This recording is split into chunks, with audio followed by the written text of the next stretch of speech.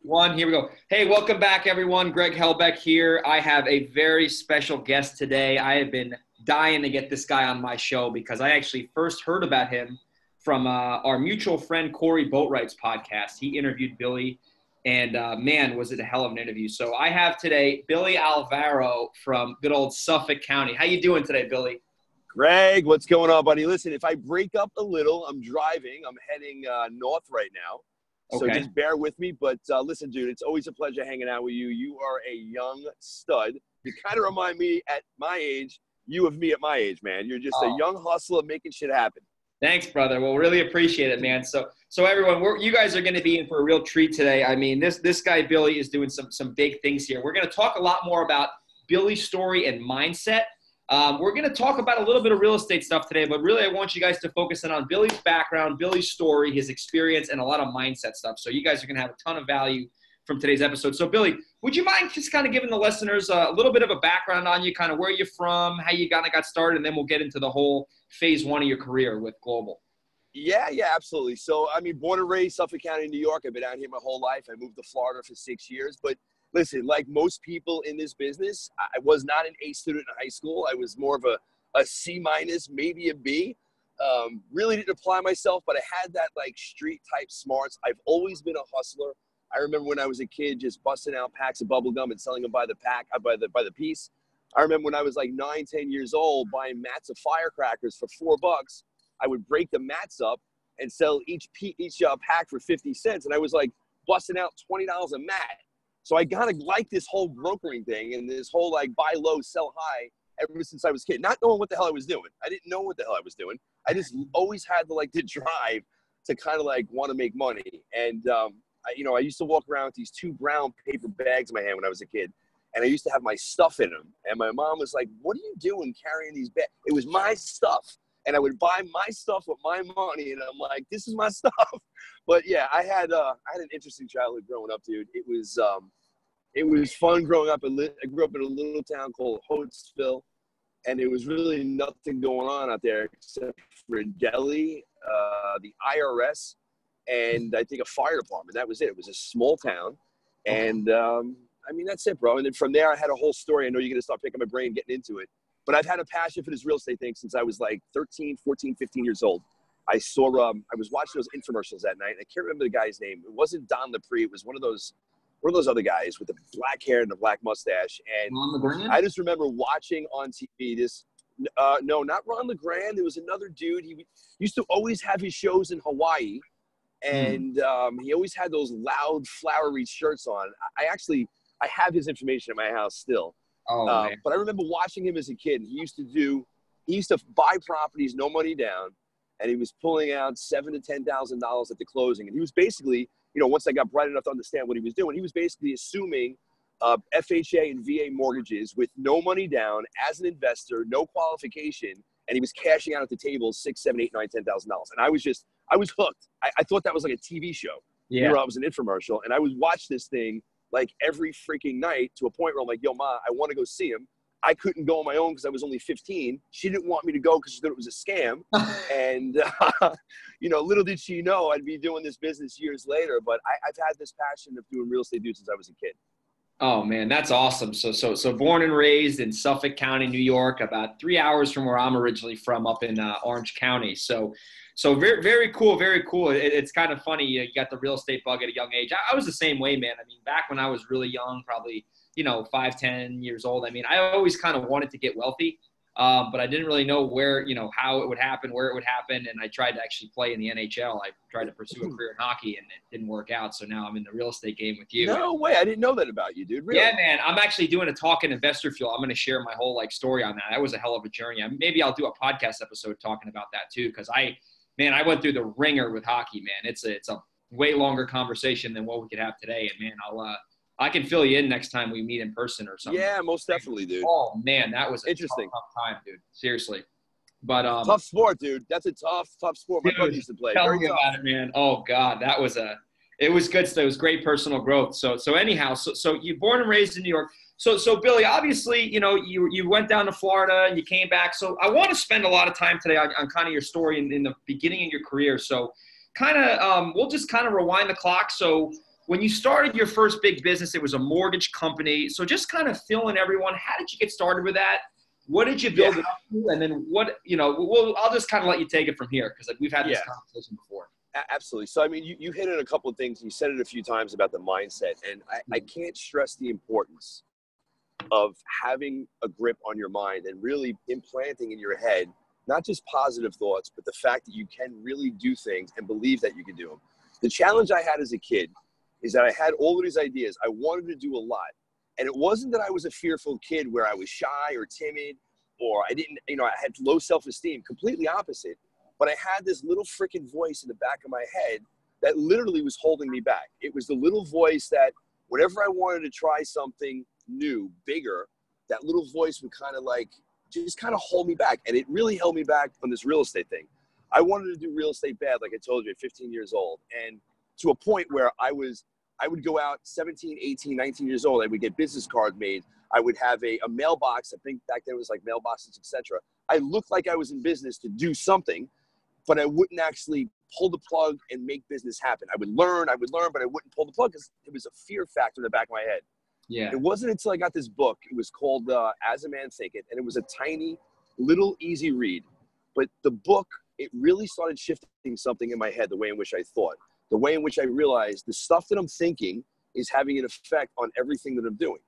And I can't tell you exactly how I did it, but I kind of just started, I don't know if we call it brainwashing. I literally just started planting positive affirmations and incantations into my head on a daily basis. And it got to a point where I thought I could really do anything.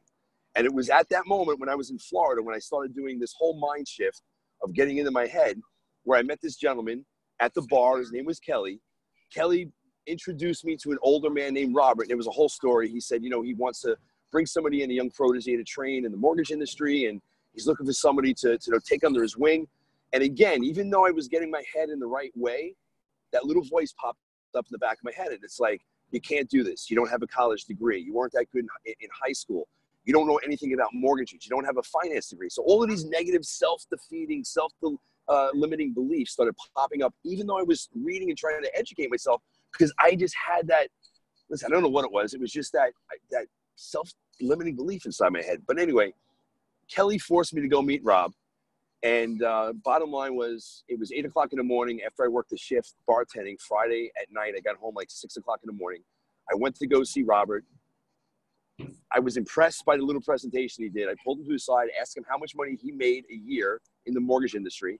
He told me, I think it was about $150,000. And this was back in like 94, 95, 96, right around there. That's pretty good money back in the day. Pretty good money back then, not bad. But and this guy was a nice guy, but I was looking at him and saying, if this guy is making 150, I know I could do that or double or triple. And so I begged this guy to let me work for him for a year, and I'll work for free, train me, and in return, I will get you clients. And I didn't sleep for a year. I literally turned the TV off. I worked my ass off doing the bartending thing. I wake up in the morning early, go train with Robert, try to hustle leads, try to get some refinance clients, and I started learning. And after a year, probably 9 months to a year around there, I broke off, started doing this on my own, and immediately I started making some serious cash. It was at that moment I said, I got bit with the entrepreneurship bug, and I said, I'm going to do this business, and I'm going to turn it into a business. I'm not just going to work for somebody. I'm going to make $1 million business. And I got my license as a real estate agent. I was a mortgage broker, and I started putting in loans, and I started with a little office. Myself and my partner was me, him, and one other guy. And within 4 years, we turned that small little business with a $5,000 investment into an Inc. 500, 136 fastest growing company in America. We got named in 2004. And by 2006, we were doing, and it's not exact, I can't have it off the top of my head, it was either 42 or $46 million a year in revenue. We were doing 1.1 to 1.2 billion dollars a year in loan volume. And we were doing over 1,000 mortgages a month. Dude, we were freaking cranking. I thought I was unstoppable. This run lasted for about 7 years. Everything I touched at that for like a 6, 7, 8 year time frame, anything I touched literally turned to gold. I had the golden touch. And it was, I think, because in the most part, my mind was so freaking strong. I was so crystal clear on what I wanted to do, how I was going to do it. Like I literally, you read about books and they say, you have to see it in your mind. I literally saw everything before it happened, years before it happened. It was so freaking real in my head that it wasn't a matter of if, it was a matter of when. And everything in my head started coming to fruition. And it was almost scary because everything I freaking thought happened and I wasn't prepared. I didn't know what I didn't know.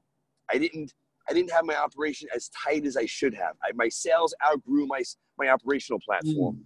And when the market turned, and it started to turn a lot sooner than 2007, 2008 for the smaller guys like me, and some people might be saying 1 billion is not small. I was a pimple on the ass. I was a small company compared to a lot of these mammoth companies that were out there. Yeah, the banks and stuff like that. Yeah. Yeah, man. We started feeling it. And, we were selling off small portfolio of loans. At the time, it was, 600 to 800 basis points in the back end, which is a lot of money. Plus, we were making 2 to 3 points up front. And over time, we started dwindling, 400 in the back end, 300 in the back end, 200 in the back end. We literally got cut 75% of our revenue when we were selling off loans. I saw there was a challenge. It was a problem. And it was just too late. By the time I tried switching this thing around, we were taking the company public. The bottom was falling out. I saw the writing on the wall. I did everything humanly possible to keep that company together. And then it literally just overnight imploded. And I went from doing millions of dollars a year to literally in my head was unstoppable. I had the golden touch to overnight being crushed. And when it first happened, Greg, I was going through so much stress to try to keep this thing together. For the first couple of months when I lost everything, I mean, literally overnight, bankrupt. And the first couple of months, I kind of like sat back and I decompressed and I tried to get myself together. And I was almost like it was a relief, but then fucking reality hit. And when I say reality hit, it hit hard. Like the lawsuits started happening. I had private investigators watching me at my house. It was to a point where everything about the positivity in my head that I learned for a short time, about 2.5, 3 years. And that's not really that short. That's kind of a long time if you look at it. But I lost myself. I went deep into drugs. I went deep into pills. I didn't socialize with anybody. I couldn't get out of my own way. I was like a deer in the headlights. I was afraid to make any type of decision to do anything. It was bad, bro. It was just a really bad, dark time in my life. And I had, over that 3-year time frame, 2 or 3 different times over that 2-year time frame where it was dark. I was in a really, really, really dark place. And I was at a point where I didn't think I was ever going to get out of it. I'm not talking financially, just I didn't think I was going to be able to like pull myself physically and mentally out of this freaking debacle that I was in, this literal disaster of a life that I had. Oh my goodness. It was tough. Holy cow. So basically for the listeners, Billy went from rock star to rock bottom in the matter of, what would you say, weeks or months, Billy? So it was, I saw the writing on the wall. It was over a like 6-month period, 9-month period, but I was taking the company public, dude. That's the thing. When this whole thing was shifting, we had a deal to go and do a reverse merger, and it was like done verbally, but the first round of investors that we had didn't like the deal, and we went back and forth trying to negotiate over a 6-month time frame. So just picture it, I'm putting all the money I had back into this business to keep it afloat, because listen, I had 950 people working for the business at one fashion or another, whether they were at the corporate office or they were virtual loan officers working from home, or they're at one of the branch offices. I was responsible for 950 mouths to feed. And so I, in my head, was not going to lose this business. And I believed wholeheartedly I was going to be able to make it happen. So I was reaching into my personal account to fund this business, to keep it alive, because I knew, at least I thought I knew, I was going to be able to take the company, make this reverse merger happen. I was going to be able to join a larger firm, which we could then cut the overhead, basically, almost down to nothing, because we had, efficiencies with these other companies we were joining, and we'd become super profitable, weather the storm, everybody makes money, everybody cashes out. It was like a $250 million market cap, which we were going to get, I don't know, 40, 50, 25% of that was either 40 or 50, our cut. And it just didn't work out. And when it didn't work out and shit hit the fan, it was one of the most trying freaking times of my life. You really, as a man, you really get to see what you're really made of. And for a short time there, man, I I fell apart. I'm going to be honest. I wish I could sit here and say, yeah, all this training I had with my mind, everything I put into it, I quickly snapped back. Dude, I was in and out of court. I had multiple lawsuits. I was $14 million overnight in debt on my shoulders, on my head. And it was a very frightening, very humbling experience. 14. I want to pause real quick there, listeners. Billy just said he was $14 million in debt. So this was not like some little oop. Billy was in a situation here where he was getting everything that he had tested. He went from rock star to rock bottom, $14 million in debt, lawsuits, judgments, 950 people that was working for him. He was responsible for.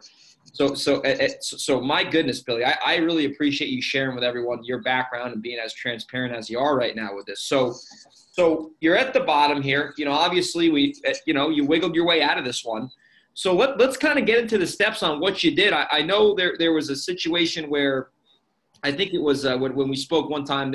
Was it one day did you decide? I know because you were at the bottom. You still had to fight the lawsuits and the judgments. But what was the one day that you said happened to you where you decided you were going to get into the investment real estate business, and then we can kind of build back up we can build the house back up to where you're at today, and then we can talk about some key mindset stuff. Yeah, absolutely. So there was a lot of stuff that happened in between the day we lost Global to the day I made my decision to get back, not get back, but to actually get into the real estate investment side. Yes. And I had a lot of dark moments, but the day that I happened to wake up, if you will, it happened of all days. It was July 4th, Independence Day of 2009. And it was 3 years and about 2 weeks after I lost Global. And it was 10 o'clock in the morning, 10 or 11 o'clock in the morning. And I was drunk on my couch, popping pills, just not in a good mental way at all. Yeah. And it was at that moment that Mary, my wife at the time, she just looked at me and she's just like, I don't know what in the hell is going on with you, but this is not the guy I married. And she wasn't being mean about it at all. She was actually like saying, what in the hell is going on? Why can't you just move past this and go forward? And we had a heart-to-heart, and she basically was saying to me, well, she tried to get it out of my head. What did you always want to do? She was helping. And I didn't want to hear anything. Listen, I have no money. I have no job. I have no income. I have freaking bills up the wazoo. I don't know how I'm going to get out of this mess. She goes, well, what did you always want to do? And I'm like, what do you mean? And I couldn't come up with an answer because my mind was just not right. And she finally said, you've always wanted to do real estate investing. She goes, you've done that in the past. Why don't you just follow your passion? You've been wanting to do this forever. And I came up with every excuse because I was in a weak frame of mind. I have no money. I have no job. I have no income. I have nothing. And she said one thing that it literally stabbed me in the heart, punched me in the face, kicked me in the throat. And it was a simple statement, but it was, what are you afraid of? And As simple as that sounds, like, what are you afraid of? And I looked at her and she's like, you started Global. You had no experience. You had no college. You had no education. You had no money. But the one thing you had was a drive and you had a vision. What are you afraid of? What are you afraid of? And, the more she said it and I sat there, it's like reality punched me square in the freaking face. I knew all there was. I've studied about the mind and I've studied about mindset and about the pros and cons and the way you think and how you get yourself out of ruts. And it's not just positive affirmations. It's a process in which you literally have to brainwash yourself to get yourself to believe as if it's happening, as if it's real. And I looked at her and I'm like, I realized I'm afraid. I'm scared shit to make any type of decision, to do anything, because I'm afraid of failing. I'm afraid anything I do is going to be a wrong move. And it was because my reality was, after I lost everything, every single thing, at least in my reality at that moment, everything I did seemed as if it was the wrong decision. No matter which way I moved, if I moved left, I got kicked. If I moved right, I got uppercut. If I went backwards, I was getting smacked in the chest. Like every move I was doing, I was getting beat down. So I was afraid to make any type of move, and I literally just stopped living. I became a hermit. I was on freaking drugs. I was drinking, and I was not in a good state of mind. And when she said, what are you afraid of? And I kind of like resonated, and I said, holy shit, what in the hell am I afraid of? It's like, I can't even, it's like instantaneously, snap of a finger, everything in the room just got narrow. And it's like everything to the wayside just kind of melted away. And I just focused on her. And I focused on, it's almost like a movie in my head, just played. And I'm like, I could do this. I could do something. And literally within a snap second, I said, I'm going to fucking invest in real estate. I don't know how I'm going to do this. I had, Greg, no idea how I was going to make money in real estate. I did not know how, but I knew the one thing. It was the what. And the what was real estate investing. And I said, I'm going to make it my freaking mission in life to figure out how to literally do this with no money, no job, and $14 million of debt on my back. And I got to work. I got cracking. And I started freaking reading everything I could read. I Googled the shit out of everything. I YouTubed the crap out of everything. And I just started feeding my brain two ways. I got back to my meditation, my positive thinking, my affirmations, my vision board. Yeah. Dude, habits, positive habits on a daily basis, morning, day, and night. And I had to do this while dealing with all of this crap in my life. I didn't say what happened a few months before that, but I fired literally all my attorneys that were fighting these cases because I had no money left. And I went pro se in all my freaking cases. And I had to go to court. As I was trying to build my real estate business, I'm going to court pro se, fighting all these cases and winning. So I'm trying to build a business. I'm fighting the cases. I'm trying to learn, keep my head positive. But I got to tell you something. If I got out of that freaking debacle and I got out of that mess, and it wasn't easy, it was messy, it was hard, it was challenging, it challenged my every fiber on a daily basis. I had to kick myself out of bed in the morning, force myself out of bed, and force myself to take action. It was not easy, but dude, little freaking wins every single day. And a win for me was getting my freaking sorry ass out of bed. That was a win. Every little win got me one step closer to my dream. And I would not stop moving forward. I don't care how many times I was going to get cracked in the freaking face. I was going to get up and keep moving forward. And it was not easy. I got beat up more. I went to court. I had people in my house. I had more lawsuits. And every day I just said, I'm going to get through it and I'm going to win. And I'm going to get through it and I'm going to freaking win. And every day I went forward. And dude, I got to tell you, sooner or later, I started understanding the real estate business. Sooner or later, I started making money flipping properties. I started doing the wholesale business. I started whacking out 20, 25, 30, $40,000 tickets. And I'm like, I remember when I got my first big check. And I said, holy shit, dude, I'm back. If I can do this, and I started this thing with nothing, I'm going to go right to the top right over again. But I didn't get cocky. I was humbled as all hell. And I realized every freaking mistake I made when I grew global, I was not going to ever allow that to happen to me again. Ever. Wow. Holy cow. What intense, a story, ladies and gentlemen. You guys just heard the real, the raw, and the authentic Billy Alvaro just tell his, that's a personal story to everyone here for free.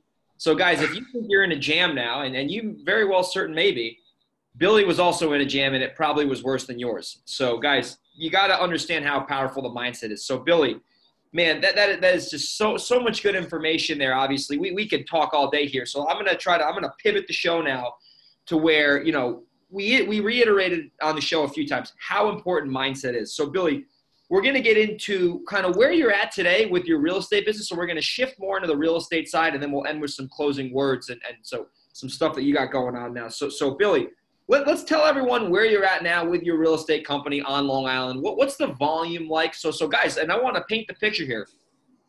10 years ago, Billy was wiggling his way out of the biggest quagmire he's ever been in personally. And 10 years later, this guy's one of the biggest investors in the Northeast, right? One of the biggest investors in the Northeast. These guys are absolute rhinoceroses, right? These guys are animals in Long Island. They're buying properties. They're solving problems. They're doing rehab, wholesale, new construction, rentals. He's got some rental property he has that's a boarding house, and it's a cash cow. This guy's wheeling and dealing, and this is a serious player here. So, I mean, you can hear the passion in my voice. So, Billy, let's tell everyone where you're at right now. What's your company look like? What's the volume? And what are you guys doing on Long Island? Because you guys are absolute powerhouses. You guys are a great company to model. I appreciate that. So, fast forward, once I got into and I started building this business one block at a time, sure, I realized I was not going to do this on my own. I needed to build a team, and I didn't want to throw the team together. I wanted to come in, master every position, and then replace myself. So I literally I McDonaldized my company. Everybody talks about it. I really did take the systems that I've learned or that I've created, and I would just build it. I would videotape myself. I would bring somebody in. I would train them on it. I would move on to the next position. So in the beginning, I wore every friggin' hat, every hat possible. And now today, here we are 10 years later. I mean, if I work because I love working, because to me, it's not work. It's fun. I love it. It's fun. But I really don't have to work. And I'm not saying that to blow smoke up anybody's ass. I really don't have to. The business is put together. I have a great team in the front end that I train that's bringing in all my deals. I have an acquisitions manager and 4 guys that are underneath him that he manages, that we just market like crazy. They bring in the deals. I have a guy in the back end that sells them. I have my operations girl who all she does is transaction coordination and closing coordination. I got my funding lady. I got my bookkeeper. I have my rehab manager who's also my partner in the rehab side of the business. We have what else we have? We have a project manager. So the business right now is put together in such a way where it's a conveyor belt. Everybody has a role. I'm able to go away on vacation and not have to stress out about it. You know, we're pumping out. We're not one of the biggest in regards to units. Like we're only doing 125, 130 units a year, but we do some really fat ass deals. You know, we're doing fat deals. 6-figure wholesale deals, baby. Yeah. I mean, the wholesale deals are fat. The rehab deals are fat. I was doing a case study yesterday, 3 case studies. And listen, not every deal is huge, but we're hitting $100,000, $150,000, $200,000 in some of these rehab deals that we're doing. And our average is almost in line with what Forbes magazine says in 2018. They said it's about 65,000. We're right there. We're at about $66,000 per rehab deal on average. But we're making good deals happen. We don't take massive risk. We're calculated with everything. I personally think just from the statistics and what's going on with the numbers that the market's going to shift a little bit. We're preparing for that. For sure. And listen, man, I'm blessed at this point in my life. I celebrate my wins, but I never rest on my laurels, and I'm always looking to push to the next thing. Love it. Absolutely love it. So Billy bounced back. Now these guys are he's got a well-oiled machine down there in Long Island. So Billy, so guys, listen, takeaway here is Billy was at rock bottom 10 years ago. Now he's built up this very profitable, successful company in Long Island, buying and selling property like it's going out of style. And you guys can do this business. I mean, I'm sure I have a lot of people here who are listening who are new. Maybe they've never done a deal before.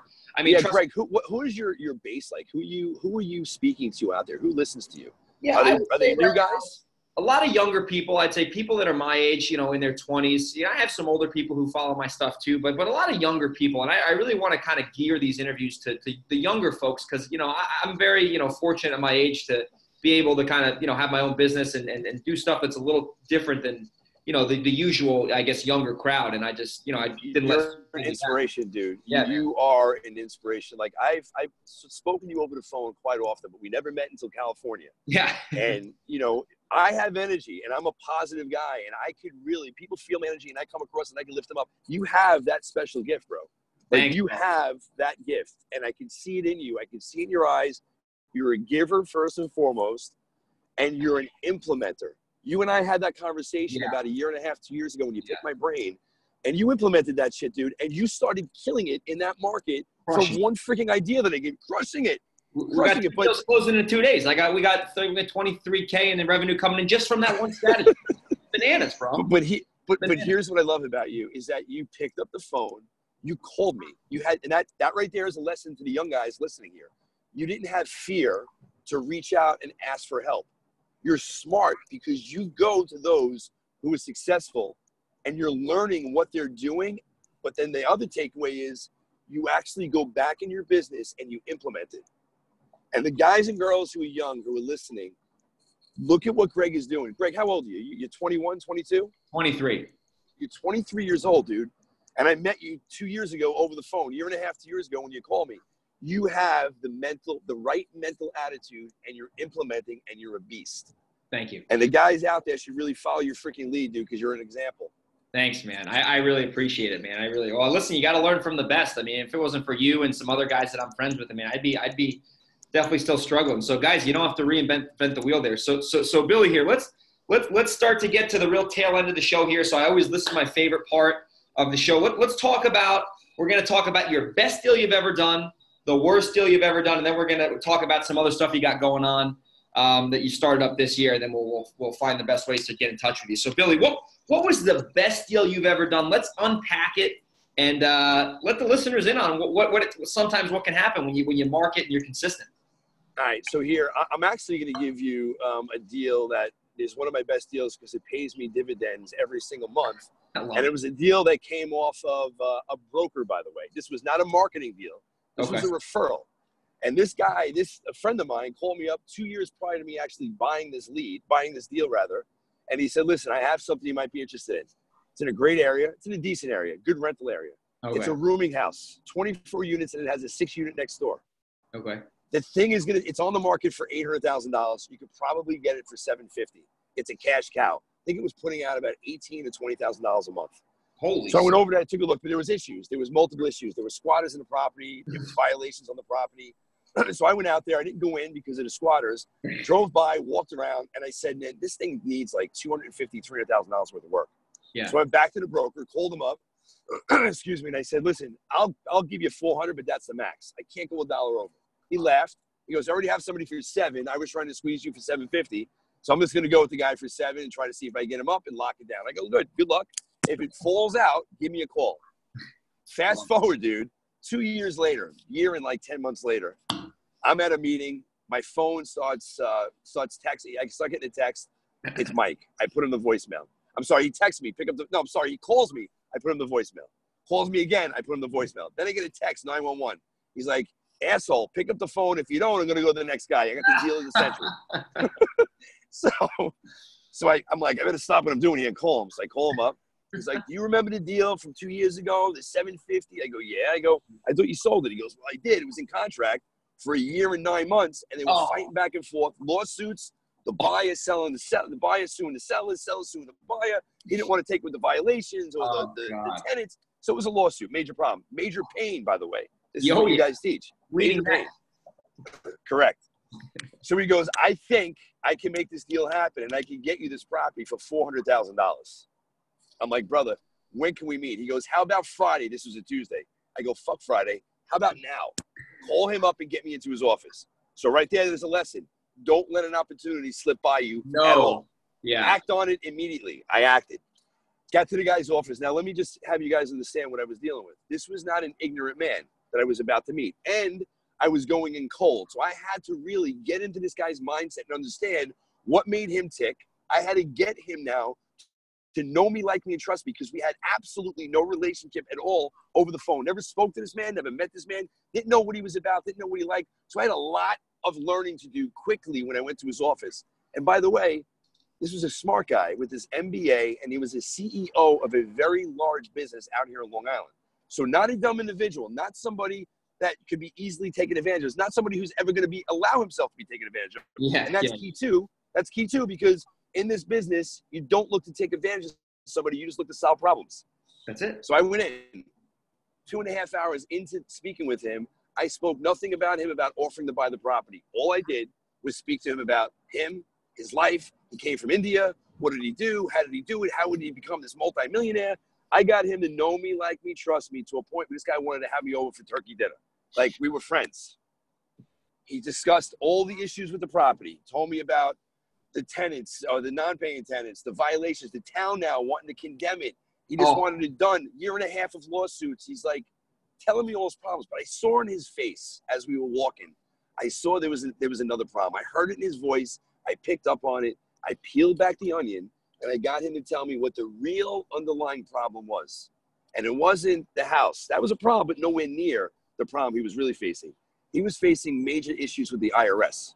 Holy. This guy had a 7-figure bill that was due, and if he didn't pay it, he was going to be in a position where he might even lose his company.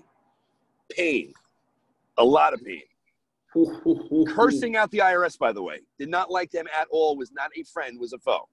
Oh, my. So I didn't say anything. I just kept that information in the back of my head. I didn't elaborate on it. I didn't have my eyes didn't light up. I just kind of listened and let it go. And then we went back in his office, and he sat down, and he told the gentleman, Mike, the broker, that how much he cared for me, and he liked me, and, he could see that Michael said, you're personable, and you're a business person. I want you to do this deal with me. I want you to take this property off my hands, please, so I can move forward. He goes, and I was going to do 400, but you know what? I think if we get this done for both properties, we do this at 350,000. Oh, what do you think? Goodness. Yeah, you would think I would say I would jump at it. So I sat there with a poker face, and I said, Rashish, 350. And I said, he looks at me and he goes, yeah, well, what were you thinking? How much? I go, 350. I was really thinking 50,000. And I didn't say a word. 50,000, Greg. Balls. I had elephantitis of the testicles right there. And he said, 50,000 each? I go, no, Rashish. 50,000 for both. And I sat there quiet. And I felt the steam coming off a mic next to me. I thought he was going to punch me in the throat. And he's like, he was pissed. But I knew what I was doing. I was solving a problem. And I said to Rashish, I said, listen, he goes, I just lost my train of thought. He says, 50,000. He was pissed. Michael, get him out of my office. This is bullshit. It's insulting. And now he was upset. I had to retract. I pulled back. I said, Rashish, listen to me for 1 second. I know you're upset. I don't mean to upset you, but you should really even give me the property for free. And I'll tell you why. You have a major freaking problem on your hands with the IRS. You sell me your property for next to nothing, and I guarantee you, because you told me what you paid, what you put in, you're going to be able to eliminate your tax burden, snapping of fingers overnight. You're going to solve 2 problems by selling me this house for a major discount. I go, but listen, I'm not an accountant. I'm not an attorney. I'm not a financial guy. Don't believe a word I'm saying. Call your people. Pick up the phone, call them. So he looks at me, he goes, get out of my office. I'll make the phone calls, get out. There was a lot more said, but he kind of like pushed this out. I sit down the hall for like 15, 20 minutes. He's on the call. Michael wants to bite my head off. I said, Mike, just let me handle this. I got it. I go, we're not going to buy it for 50, but we're not going to buy it for 350. I'm going to probably get this thing for like 250, 275. Not thinking he'd go for 50,000. Yeah. He calls us back in, as straight-faced as he could be. And he was very serious. And he says, sit. He goes, listen, I don't know what this idea and your IRS and these taxes, but I ran it by my tax attorney. And I'm telling you right now, I'm not selling you this property for any less than $76,000, and that's it. And $76,000, Greg, from $350, originally sold it for $750 a year and a half before that. And I looked at him and I said, Ashish, I don't have the authority to do that. I got to go outside and make a phone call because if I do 76, I'm only allowed to go up to 50. Now, the only reason why I did that is because if I would have jumped at 76 and said, I'll do it, sales. Yeah. He knew he would have had me, and he would have just increased it from 76 to 125. I would have went too quick. So bottom line, I went out, I made a fake phone call, I came back in, him and I agreed on $76,000 under one condition. He says, I'm not signing a contract. I tried getting him to sign. He goes, I'm not signing a contract. I'm not getting locked down again like this last guy who jerked me around. If you want to close, you have 7 days. It's Friday. It's Tuesday. By next Tuesday, we'll close at my attorney's office. But I'm not signing a contract. We'll sign the contract, and we'll do the closing the same day. I sweated hard for 1 week. We got to the closing table. We picked up these 2 properties, which right now, if they're fully rented, which they never are, we're at about $189,000. But if they were fully rented, it's like $208,000, $210,000 a year in rent roll. And you want free and clear property. $76,000. $76,000. That might be the best deal in the Eastern time zone, dude. That's a big ass fucking time zone. It was a big ass deal, dude. And there's a lot of like lessons inside this thing. And one of them is that I didn't take advantage of this guy at all. I solved a major freaking problem. And I had the balls and the audacity to come in and anchor him super freaking low. And in all honesty, dude, I did not think I was going to get anywhere near that number. Yeah. I only did that to anchor him. And when he came back and said 76, I nearly had a freaking heart attack. Oh, my goodness. Well, that was a deal, dude. That was a deal in the century. I'll never get rid of that property. We've probably had it now for 5 years. And listen, it's like, when I teach this stuff, it's literally, that's financial security. So there's 2 things I teach. Financial freedom today, which in my head, it's large chunks of cash from either wholesaling or rehabbing. And then if you're smart, you take that money, you invest it for financial security tomorrow. That's a financial security deal for me. I'm never going to get rid of it. It's just going to give me spitting out cash every single month, every single quarter. It maintains itself. I have a property manager that runs it. I mean, it's a sick, great financial security deal for the future. And it's wealth for now. It's cash flow for now. Oh man, that is a fantastic dude. Next time I'm in Long Island, I'm gonna text you. We're gonna head over there. Yes, yes. Freaking, It used I'll to be. bow down in front of it and be like, "Deal of the century." Oh my God. Well, listen, It was a deal. Billy, that is one hell of a deal, and there's so many lessons there, listeners.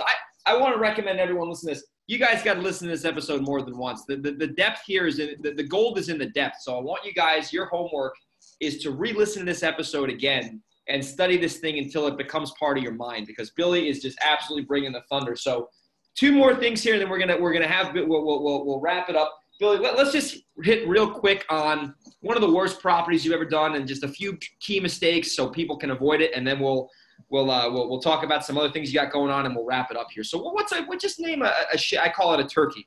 One of your biggest turkeys you've done where you thought it was going to work out, but it ended up being a little bit of a pain in the ass. I'm gonna tell you. I'm gonna be like as transparent as 100% transparent. I love it. It recently happened. Okay. We bought a property a year and 7 months ago. Okay. In a great area in Nassau County. So it was a small little, it's not a bungalow, but a smaller home. The builders over there were knocking them down, scraping them and rebuilding. The houses were going for like 1.8, 1.9. I mean, a really good area. We got the deal for a great price. We got it for like $640. It was going to need about $400,000. So there was a lot of meat on the bone, a lot. Yeah. Even if it took us a year and a half, 2 years to put together, which we calculated out 2.5 years, there was still a lot of money. However, in the last year and a half, at least here in New York, the higher end market started to take a massive shift. Oh, totally, so, man. Massive shift, dude. So when we bought this friggin' thing, we went in, we analyzed the shit out of everything. We constantly monitor the market. When we buy, as we're in the renovation process, we're constantly monitoring what's going on. But this particular property in the village that it was in, it took us a year and 3 months just to get the permits to build. So we closed, we had the house, a year and 3 months. I was shocked at what happened over a year and a half in this particular area. So we started running the comps as soon as we got the permits in, and as we always did, and we said, let's just see, what's going on, how the market's doing here to be prepared. And my mouth dropped. The builders in this particular area, they were dropping their prices 15 and 18% just from a year and a half, 2 years ago.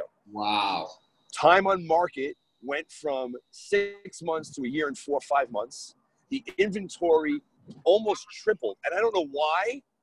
I do now, but I didn't know why at the time as we were looking at this. So I got scared because I started trending what was happening in the higher end market in Long Island. And I said, cuz if we break ground in this house and it takes us another year and a half to sell, we're going to be in the middle of the winter. We're not going to sell to the spring. I go, and if the market continues this downward trend, we're going to have like a $450,000 loss. Oh.